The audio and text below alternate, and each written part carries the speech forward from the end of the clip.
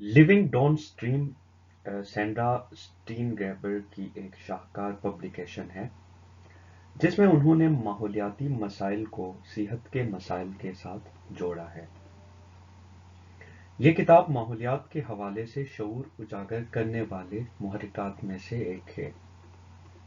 इस किताब ने ये आगाही दी है कि कैसे आलूदगी और जहरीले केमिकल्स इंसानों की सेहत को मुतासिर करते हैं। सैंड्रा स्टीनग्रेबर अमेरिकन बायोलॉजिस्ट हैं और कई किताबों की ऑथर हैं। वो खुद कैंसर सर्वाइवर हैं और उन्होंने इन्वायरमेंटल फैक्टर्स के ऊपर लेक्चर्स दिए हैं, स्पेशली वो फैक्टर्स जो रिप्रोडक्टिव हेल्थ प्रॉब्लम्स क्रिएट करते हैं।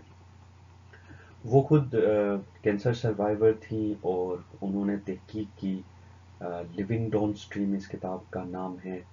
उसका भी यही मकसद है कि वो जो डाउन स्ट्रीम लोग रहते हैं, दरिया किनारे जो लोग रहते हैं, उनके जो हेल्थ प्रॉब्लम्स हैं एनवायरमेंटल फैक्टर्स की वजह से वो ज़्यादा होते हैं बनिस्बत उनके जो शहरों में रहते हैं।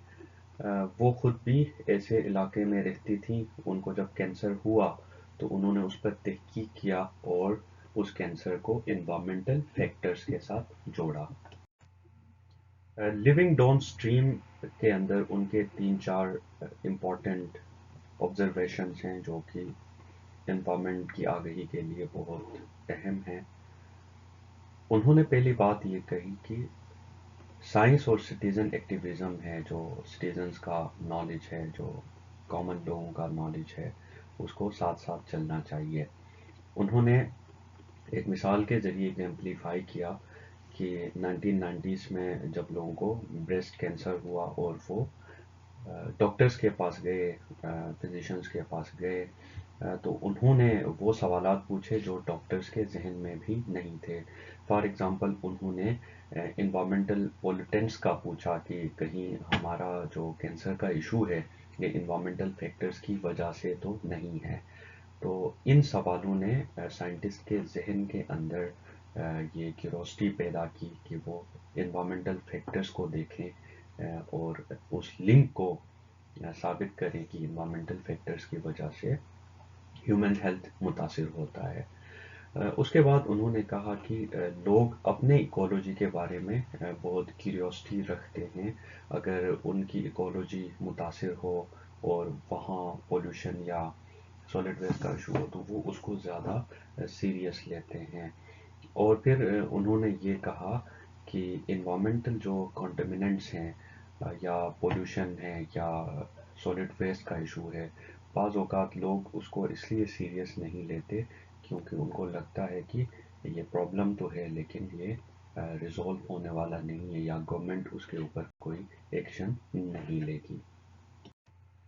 अगर शऊर की बात करें तो ये किताब पब्लिक अवेयरनेस के लिए एक शाहकार किताब है क्योंकि इस पब्लिकेशन के आने के बाद लोगों ने, साइंटिस्ट ने और कॉमन सिटीजन्स ने इन्वायरमेंटल फैक्टर्स को हेल्थ के साथ लिंक करके देखना शुरू किया।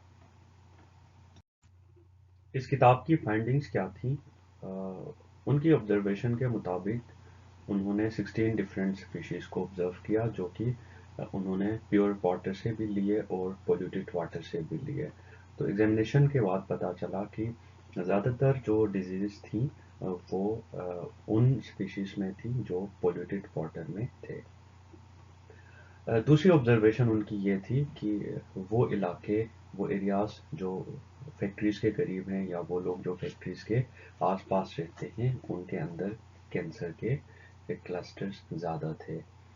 और फिर तीसरी ऑब्जर्वेशन उनकी ये थी कि ये जो कार्सिनोजेंस हैं या पोल्यूटेंट्स हैं वो न सिर्फ कैंसर कॉज करते हैं बल्कि वो जीन म्यूटेशन भी पैदा कर सकते हैं।